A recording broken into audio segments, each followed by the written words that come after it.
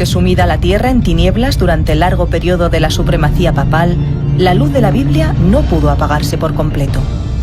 En todas las edades hubo testigos de Dios. Hombres y mujeres que conservaron su fe en Cristo como único mediador entre Dios y los hombres, que reconocían la Biblia como única regla de su vida y santificaban el verdadero día de reposo. Muchos fueron torturados hasta la muerte. Sin embargo, permanecieron firmes y conservaron pura su fe como herencia para las futuras generaciones.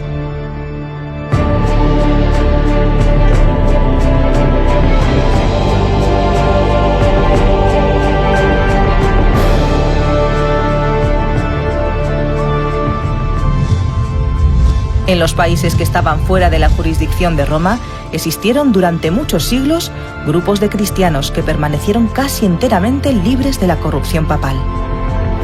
Y aunque con el transcurso de los años fueron acusando errores, siguieron considerando a la Biblia como la única regla de fe. La Iglesia cristiana la conocemos a través del Nuevo Testamento. Y en el Nuevo Testamento encontramos lo que creían, lo que aceptaban y lo que observaban. No hay ninguna duda que observaron el sábado y la ley.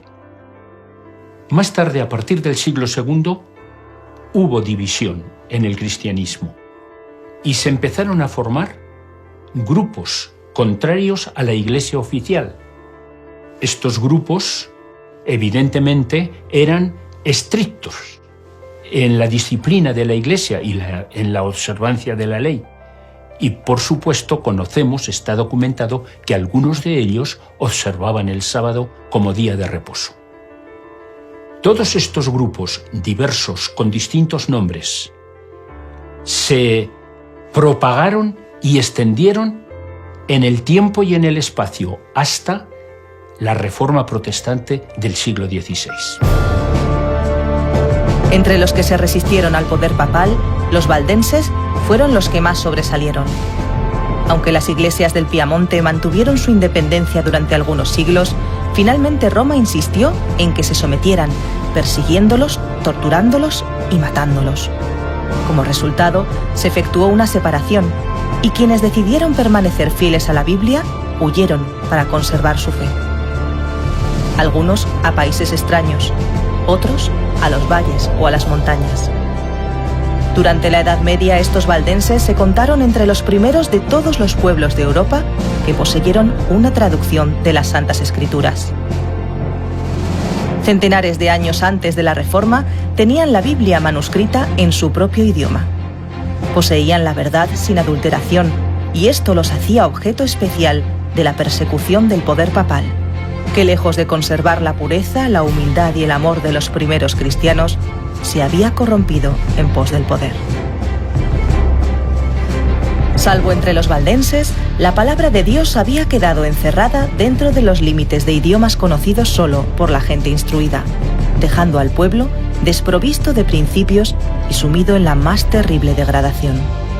Pero llegaría el tiempo en el que las Sagradas Escrituras iban a ser traducidas y entregadas al vulgo en su propio idioma. Pasaría la oscura medianoche para el mundo.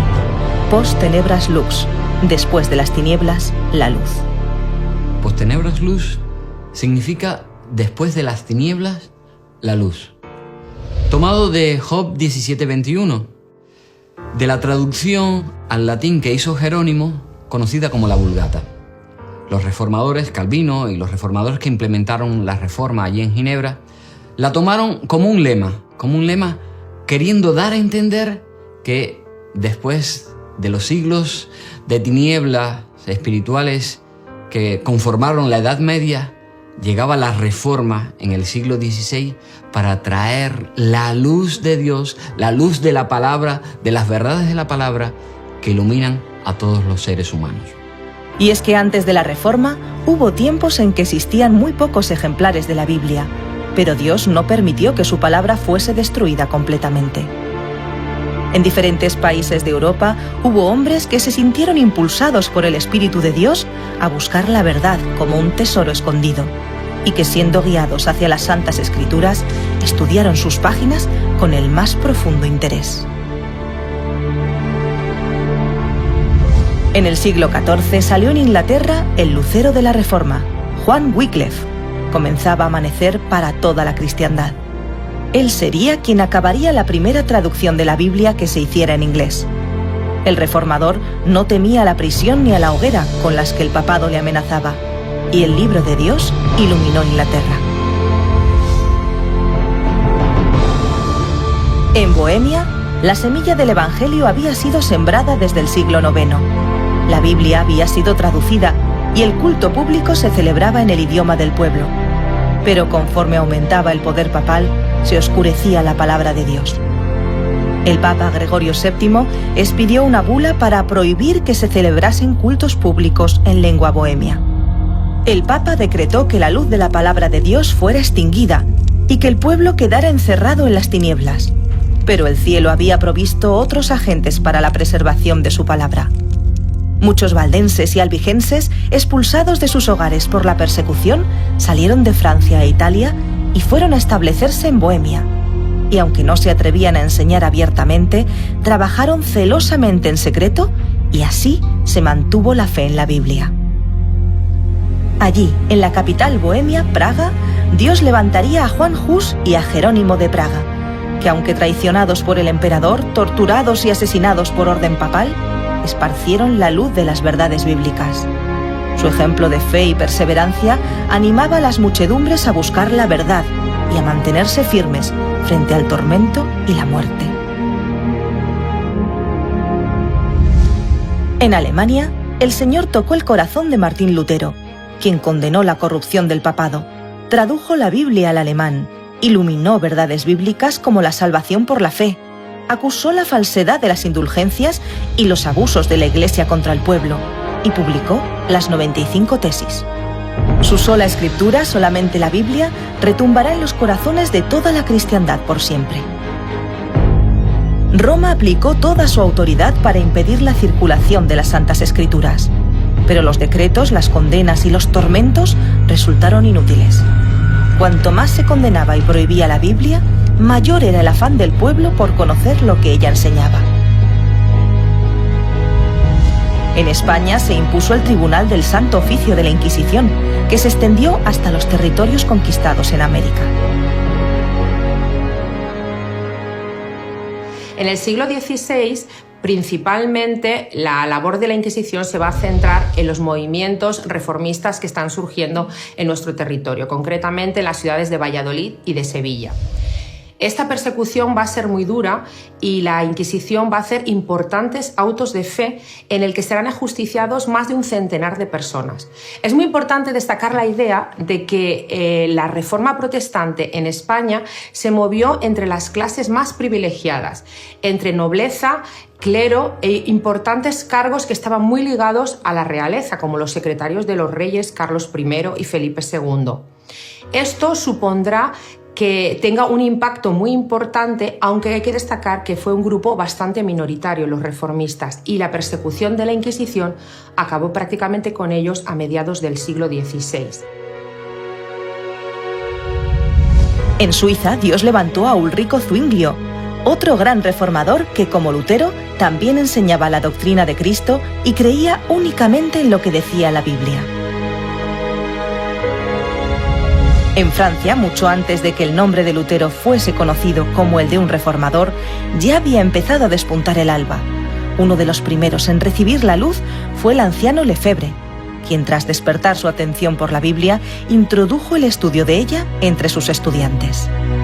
Seguidamente, en París, el Señor llamó a Calvino, quien, al presenciar la muerte de un hereje en la hoguera, decidió estudiar la Biblia para conocer el secreto del gozo y la paz del mártir, convirtiéndose así en otro gran reformador. Al mismo tiempo que Lutero daba la Biblia al pueblo alemán, Tyndale completaba la obra de Wycliffe, ofreciendo a sus compatriotas ingleses una versión mejorada de la Biblia en su propio idioma. Por otro lado, un año antes de que aparecieran las 95 tesis de Lutero, Erasmo de Róterdam había publicado su versión grecolatina del Nuevo Testamento. Era esta la primera vez que la palabra de Dios se imprimía en el idioma original del texto. En esta obra fueron corregidos muchos de los errores de las versiones más antiguas, y el sentido de la escritura se expresaba con mayor claridad. Esta traducción acercó la verdad a las clases educadas y dio un poderoso impulso a la obra de la Reforma. De este modo, las verdades bíblicas inundaron de luz la vida de millones de personas, de todas las clases sociales. Hombres y mujeres fieles a Dios lucharon contra la opresión papal, sus indulgencias y sus falsas tradiciones, soportando la persecución, la tortura y la muerte, para que hoy podamos disfrutar de la libertad y la verdad que contiene la Biblia.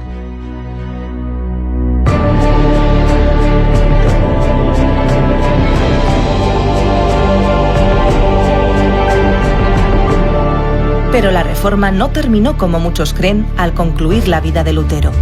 Desde aquel tiempo hasta hoy, nuevas luces han brillado sobre las Escrituras en todo el mundo y nuevas verdades han sido reveladas. Sin lugar a dudas que la labor de los reformadores fue una obra encomiable, una obra de valientes, de hombres de fe, porque aun yendo en contra de su propia vida, siguieron luchando por desenterrar verdades que habían sido tapadas por intereses humanos. Pero claro, los reformadores no pudieron descubrir todas las verdades que habían sido ocultas, tapadas. Así que otros después de ellos continuaron con esta labor, descubriendo verdades tan importantes como la que descubrió Lutero con la justificación por la fe. Me refiero, por ejemplo, al sábado como descanso religioso, o que el hombre no tiene un alma inmortal, o la existencia de un juicio justo de parte de Dios, o la existencia de un santuario en el cielo donde Dios ministra y donde intercede y juzga al ser humano.